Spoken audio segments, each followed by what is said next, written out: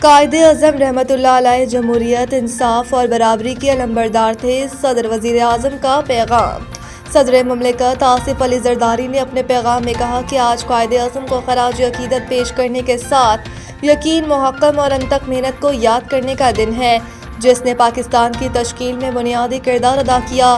قائد اعظم جمہوریت، انصاف اور برابری کے علمبردار تھے۔ یہ اقتدار ہماری قومی سفر کا مرکز ہے۔ قائد کے اصول ہماری ترقی، سماجی ہم آہنگی اور اعتماد کے استحکام کے لیے آج بھی ناگزیر ہیں۔ ان کا کہنا تھا کہ جب قوم مختلف چیلنجز سے نمٹ رہی ہے تو قائد اعظم کی قیادت اور اصول آج بھی ہمارے لیے رہنمائی کا ذریعہ ہیں۔ قوم آئندہ برس قائد اعظم کے 150ویں یوم پیدائش کی جانب بڑھ رہی ہے، جو ایک اہم سنگ میل ہے۔ وزیر اعظم محمد شہباز شریف نے قائد اعظم کے 149ویں یوم پیدائش پر قوم کے نام اپنے پیغام میں کہا کہ پوری قوم اس موقع پر بابائے قوم کو دلی خراج عقیدت پیش کرتی ہے۔ قائد اعظم کا یوم پیدائش تجدید عہد کا دن ہے اور ان کے رہنما اصولوں پر انفرادی اور قومی سطح پر عمل ناگزیر ہے۔